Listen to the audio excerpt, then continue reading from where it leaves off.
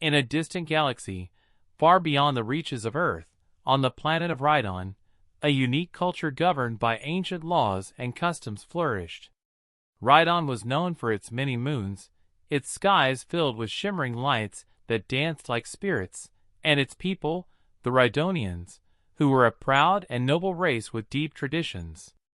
Among these traditions, one stood above all others, a law that bound families in ways that even the stars themselves could not alter. The law was simple yet profound. When a Rhydonian male passed away, his closest kin were entrusted with the well-being of his family, particularly his sisters. However, this law carried with it a strange, archaic condition. The sisters were to become the wives of the male relative who inherited them. It was a tradition that had caused unease among many, especially as the Rhydonian people ventured into space and interacted with other races. To outsiders, it seemed barbaric, yet to the Rhydonians, it was simply part of their heritage. One such Rhydonian, however, would find his life changed forever by this law. His name was Zorith, a young man with a heart full of honor and a spirit tempered by the winds of the stars. He had never known the weight of this law, not truly, until the day his closest friend, Velder, died in a tragic accident on a faraway world. The loss of Velder was devastating for Zorith, who had shared many adventures with him. Velder had been more than just a friend. He had been a brother, a companion, and an equal. In the aftermath of Velder's death, Zorith was called to his friend's home on Rhydon, a place filled with memories of their childhood. The moment he arrived, however, he felt an unexpected sense of unease. The air was thick with sorrow, but there was something else, something unspoken that lingered in the shadows of the house. It was then that Velder's mother, a stern but loving matriarch named Nixer, called Zorith into the family chamber.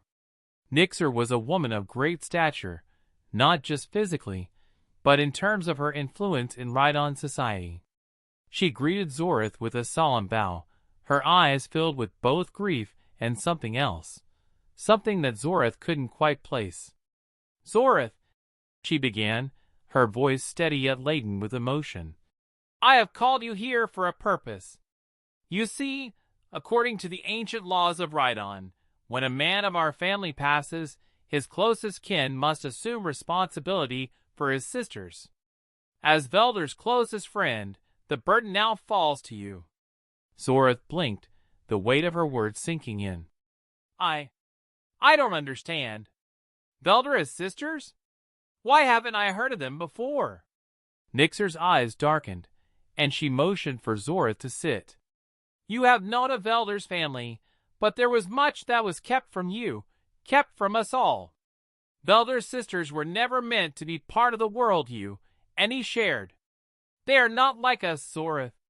They are of a different race, one that we have kept hidden from the public eye.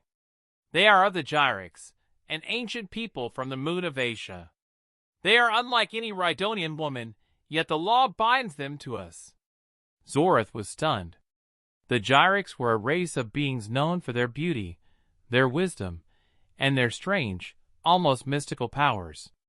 They were rarely seen, and their culture was even more enigmatic. To learn that Velder had sisters of such a heritage was shocking, to say the least.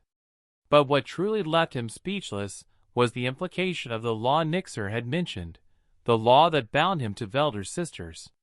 "You mean," Zorith's voice faltered, "I am to marry them? As Velder's closest relative?" Nixer nodded, her face grim. "Yes, Zorith. The law is clear. You have inherited Velder's family, his property, and his sisters. You are now their guardian, their protector, and in the eyes of Rhydon, you are their husband. This is the law of our people." Zorith's mind raced. He had always known the customs of Rhydon were strange to outsiders, but this was something entirely different. He had always thought of Velder's sisters as distant figures, as women he would never truly meet. Now, they were his responsibility. And not just as a protector, but as something more. "What does this mean for them?" Zorith asked, his voice filled with concern. "How do they feel about this?" Nixer's expression softened for a moment. "They are confused, Zorith. They have lived their lives apart from the customs of Rhydon, and this is a fate they never expected. But the law cannot be denied. You must show them respect, patience, and understanding. It will be a difficult path, but it is the only path we have." The conversation left Zorith feeling more uncertain than ever. He had been thrust into a role he never asked for, a role that required him to become something he didn't know if he could be. But one thing was clear: he could not abandon Velder's sisters. They needed him, and he owed it to his late friend to fulfill this duty. As Zorith left the chamber, he couldn't help but wonder what the future held for him and the sisters of Velder. What would it mean for him to be bound by law to women he had never met? And would he ever come to see them not as his responsibility, but as his equals? The answer, he soon learned, would be more complicated than he could have imagined. Zorith spent the next few days in a haze, consumed by the enormity of the task ahead of him. The weight of his new responsibilities felt like a storm pressing against his chest. He had always been a man of honor, loyal to his friends, and bound by a deep sense of duty. But this was a path he had never envisioned for himself. The idea of marrying Velder's sisters, of taking them as wives by an ancient law, twisted in his mind like a knot he couldn't untangle. Nixer had given him little time to prepare. The sisters, Nira, Lyra, and Phyra, were waiting for him in their family estate, where they had lived in isolation for most of their lives. Zorith had heard of them only in passing, the names mentioned like whispers carried on the wind. Nira was the eldest, wise beyond her years, a figure of serene beauty who had always kept to herself. Lyra, the second sister, was known for her fiery spirit, her sharp wit, and her independence. Phyra, the youngest, was a quiet and mysterious soul, her presence more ethereal than the others, as though she were connected to a different plane of existence. Despite the strangeness of it all, Zorith found himself drawn to their story. He had to meet them, speak with them, understand their lives before he could even begin to comprehend what it meant to share his life with them. When he finally arrived at their estate, the air was thick with a sense of expectation. The house was large and imposing, a structure built from ancient stone and covered in vines that seemed to pulse with a life of their own. Inside, the rooms were dimly lit, their corners filled with relics and artifacts of the Gyrex people. Zorith could feel the weight of history in the walls, but it was the presence of the sisters that filled the space with a tension that was almost palpable. Nixer led him into a grand sitting room where the sisters were waiting. Nira, with her calm eyes and poised demeanor, stood as Zorith entered. Lyra, her fiery red hair flowing like a river of flame, crossed her arms defiantly, her gaze fixed on Zorith with a mix of curiosity and suspicion. Phyra, the youngest, sat in the shadows, her eyes reflecting a distant sadness, as though she had already resigned herself to the inevitable. Zorith stood before them, his heart racing. He had no idea how to begin this conversation. The law was one thing, but these women, these were not strangers, not to him. They were Velder's sisters, the women who had been part of his life, even if only in the most indirect way. But now, they were his responsibility, and in the eyes of Rhydon's law, they were his wives. "Zorith," Nira said, her voice as soft as a whisper, but with a strength that could not be denied. "You've come to fulfill a duty, I know. But we are not strangers to this law. We understand its weight, even if we do not agree with it."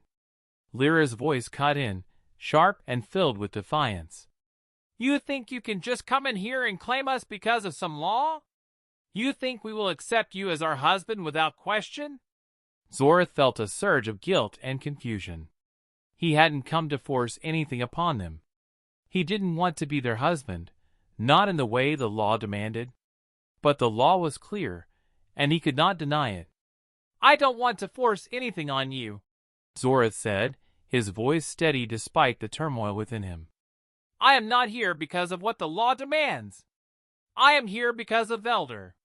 He was my friend, my brother, and I promised him that I would protect you, all of you. I will respect you, and I will not act as if this is some obligation I must endure. You deserve more than that. There was a long silence as the sisters exchanged glances. Nira, who had remained composed throughout the exchange, stepped forward, her eyes searching Zoratha's face. And what do you want, Zorath?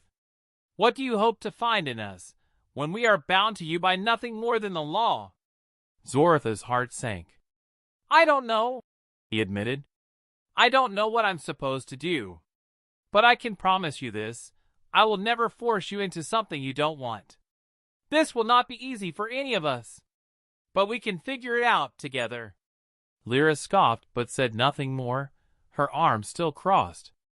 Fyra, who had been silent until now, finally spoke. What if we don't want you? What if we never accept this law, never accept you as our husband? Zoratha's gaze softened. Then we will find another way. I will respect your wishes, no matter what. There was another long silence, and in the stillness, Zorath felt the weight of their decision looming over him. This wasn't just about him anymore. It was about them, about their lives and their futures. He had no illusions that this would be easy. The law may have bound them, but it didn't change the fact that they were individuals, with their own desires, fears, and dreams. I'm not asking for your forgiveness, Zorath continued, his voice low. I'm not asking for your trust. But I hope, in time, we can come to understand each other. That's all I can offer.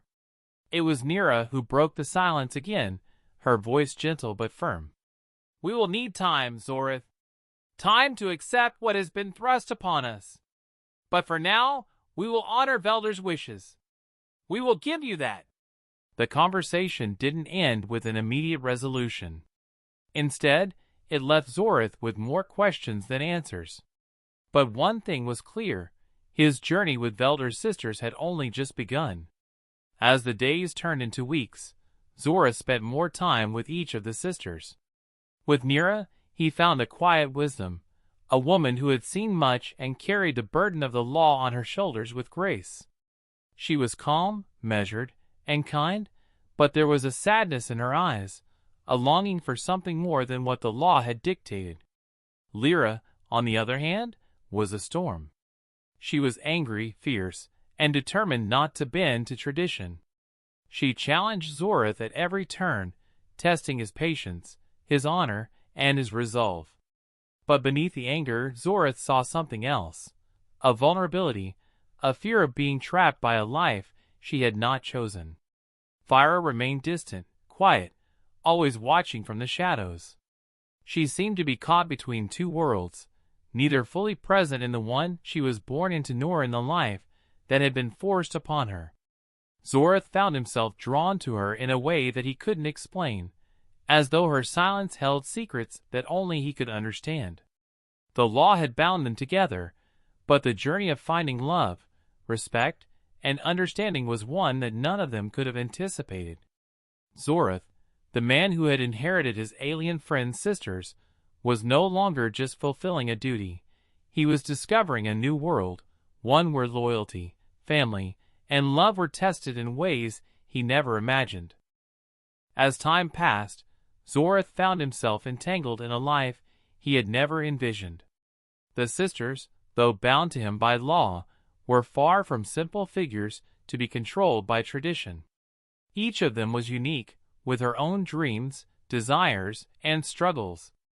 Zoratha's path was not just one of duty, it was one of discovery, growth, and, at times, painful self-reflection.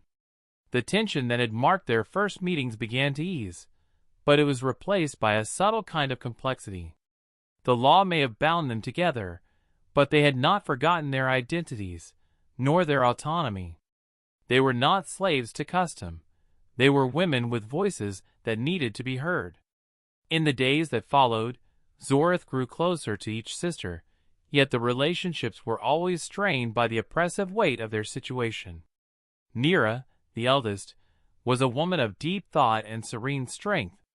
She began to see Zorith not just as the man who had inherited her, but as someone who was trying to make sense of a world that had become, in a way, alien to them both. Zorith listened to her stories of the Gyrics people, their culture, and their place in the galaxy. Through these conversations, Zorith came to understand that the Gyrics were not a people bound by tradition, but by survival. Their customs were born of necessity, not cruelty. But with Nira, there was always a distance, a gap between them that could not be easily bridged. She had seen much in her years, and her understanding of the world was far greater than his own. She had lived through the exile of her people, the loss of their home, and the burden of being an outsider in a foreign land. Her strength was not just in her beauty or wisdom, but in her ability to survive in the face of overwhelming odds. Zorith came to admire her, but there was also an understanding between them, an acknowledgement that they were two people bound by fate, but not necessarily by choice. Lyra, on the other hand, was a firestorm. Every conversation with her was an argument, a clash of wills. She pushed back against the law with all the might of her fiery spirit, and Zorith could feel the tension between them each time they spoke. She rejected the notion that she should belong to him simply because of some ancient, outdated custom. She wanted more for herself, for them all. Zorith respected her strength, but it also made her an enigma to him. She was angry, hurt, and disillusioned. She did not want a husband, certainly not one chosen by law. She wanted freedom, the freedom to live on her own terms. But as much as she railed against the marriage, Zorith could see the sorrow in her eyes. She longed for something, even if she could not yet name it. In those moments, Zorith saw the truth that lay behind her anger.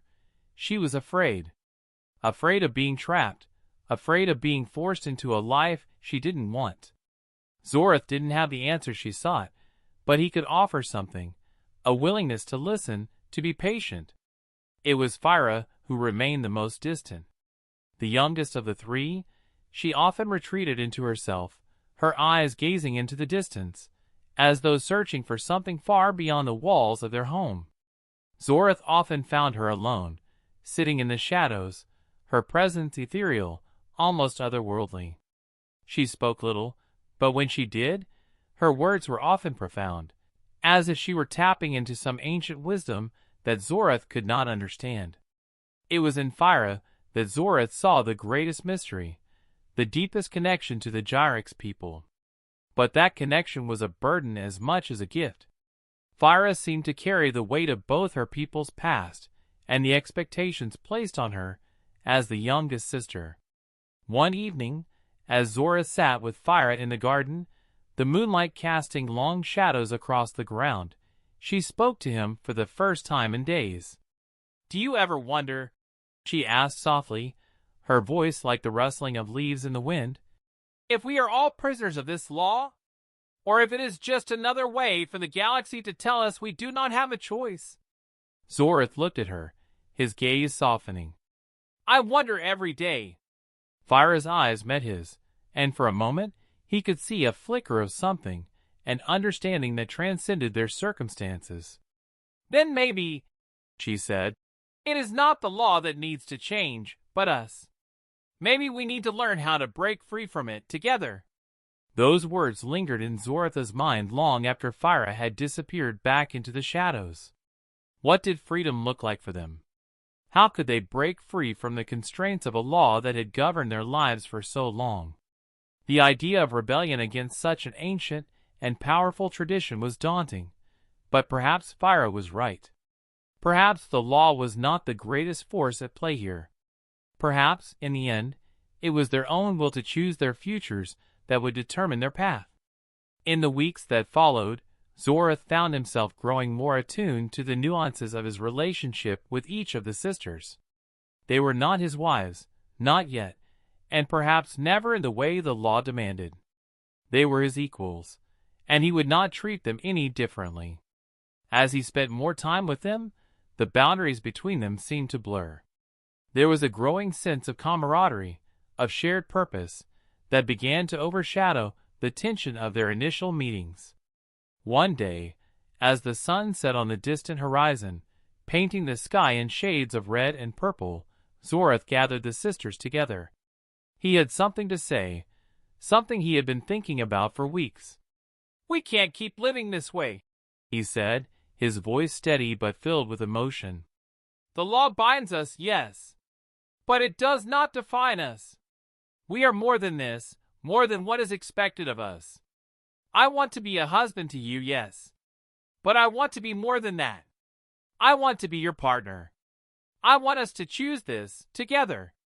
Nira looked at him, her expression unreadable, but there was a flicker of something in her eyes, a recognition that perhaps, after all, this could be more than a simple matter of tradition. Lyra, ever the firebrand, stepped forward, her arms crossed as she regarded him with a mixture of skepticism and hope. "You're saying we get to choose? To decide if we want this life, if we want you?" Zorath nodded. "Yes. This is not about fulfilling an obligation. It's about us finding a way to make this work. A way to live freely within the bonds we share." For the first time, Fyra spoke, her voice quiet but filled with conviction. "Then let us choose, Zorath. Let us choose each other, not because the law demands it, but because we believe in it." And so, the four of them, Zorath and the three sisters, began a new chapter in their lives. It was not an easy path, nor was it without its challenges. The law of Rhydon was not so easily undone, and there were those who would seek to remind them of their duty. But together, they formed an unbreakable bond, one that transcended the boundaries of law and tradition. As they navigated the complexities of their new lives, Zorath realized that his inheritance was not merely a matter of property or law. It was an opportunity to create something greater, a family forged not by obligation, but by choice. And in that choice, they found freedom. In the end, Zorath had inherited not just his alien friend's sisters, but the chance to shape his own destiny. The law may have bound them, but their love, slowly, steadily, began to set them free.